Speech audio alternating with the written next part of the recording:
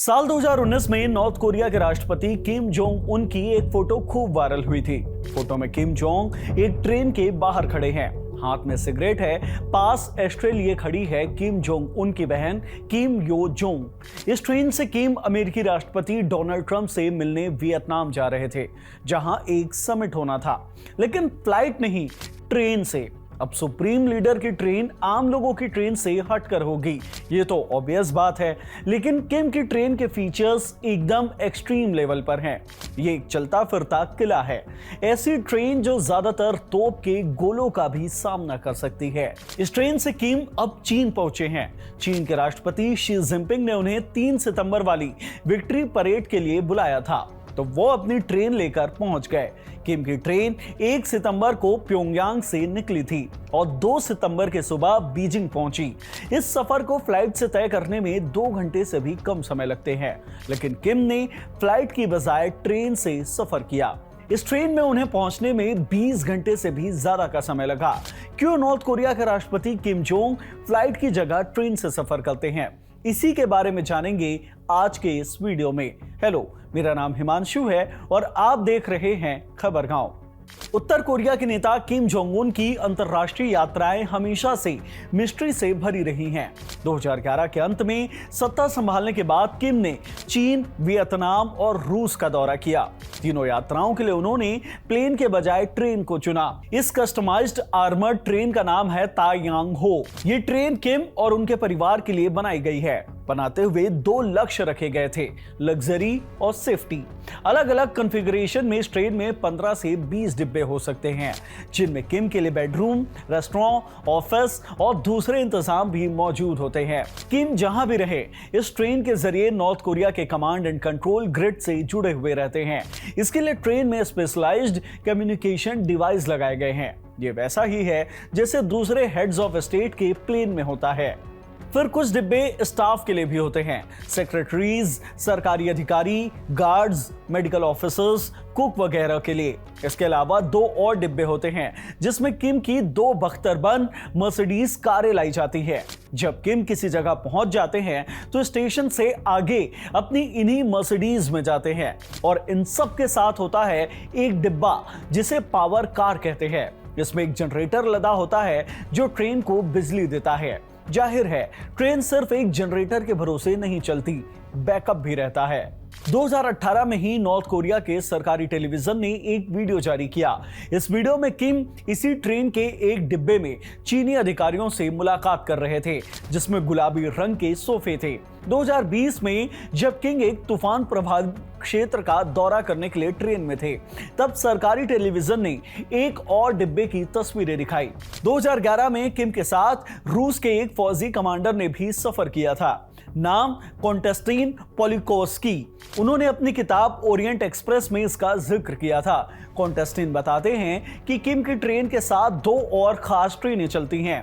एक ट्रेन आगे जाती है जो रेलवे ट्रैक की सुरक्षा की जांच करती है ताकि कोई खतरा न रहे। दूसरी ट्रेन पीछे चलती थी, इसमें बॉडीगार्ड्स और बाकी कर्मचारी होते थे।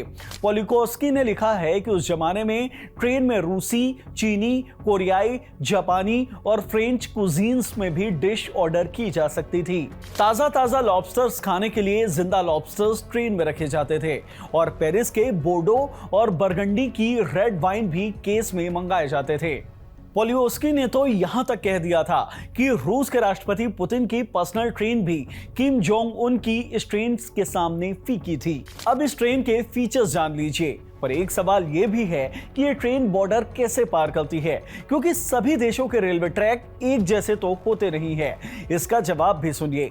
2023 में जब किम जोंग पुतिन से मिलने रूस गए, तब बॉर्डर पर उनकी ट्रेन के लिए पहिए बदलने पड़े, क्योंकि रूस और उत्तर कोरिया के रेलवे ट्रैक का गेज अलग अलग है। चीन में ऐसा कुछ नहीं करना पड़ता। दोनों देशों में स्टैंडर्ड गेज के ट्रैक से इस्तेमाल किए जाते हैं।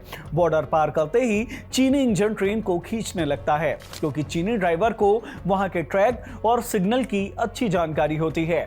ये बात किम हंग ताय ने बीबीसी को दिए एक इंटरव्यू में बताई, जो साउथ कोरिया का एक पुराना रेल इंजीनियर है। उसने उत्तर कोरिया के रेलवे पर एक किताब लिखी है।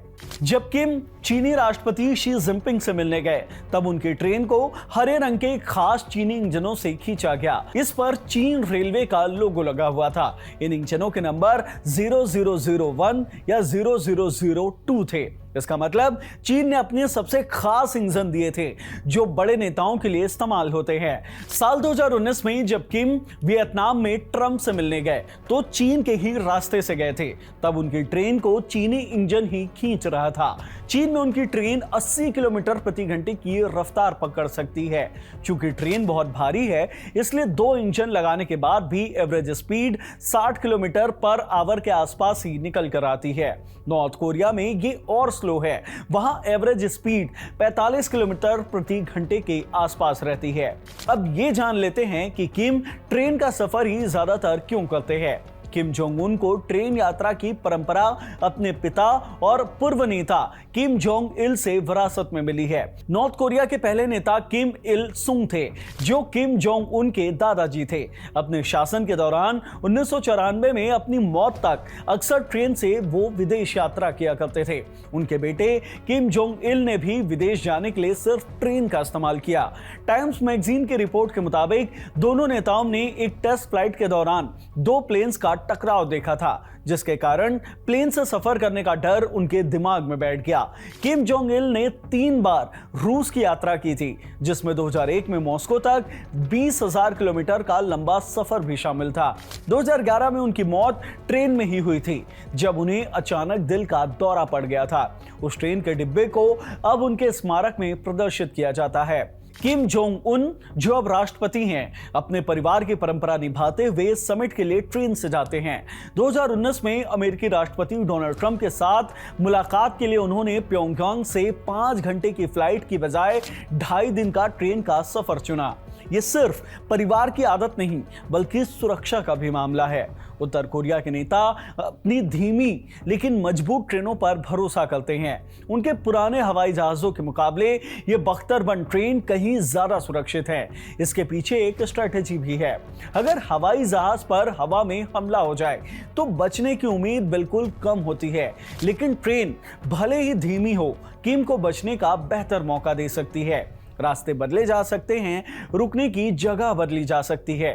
उनके आने का सही समय कभी पब्लिक नहीं किया जाता। इससे उनके ठिकाने का अंदाजा लगाना मुश्किल हो जाता है। करीब 100 एजेंट रास्ते के हर स्टेशन को बम जैसी चीजों के लिए चेक करते हैं। ऊपर से सैन्य हेलीकॉप्टर और विमान सुरक्षा के लिए भी उड़ते रहते हैं। द गार्जियन की रिपोर्ट के मुताबिक जब ट्रेन किसी स्टेशन के पास पहुंचती है तो आसपास के ट्रैक की बिजली बंद कर दी जाती है। ट्रेन पूरी तरह गुप्त रहती है और इसकी खिड़कियां इस तरह से बनाई गई हैं ताकि बाहर से कोई अंदर न देख सके। इस वीडियो में इतना ही। इस वीडियो को लिखा था हमारी साथी रिया ने। इस वीडियो को शूट किया है हमारे दोस्त इरशाद ने। धन्यवाद।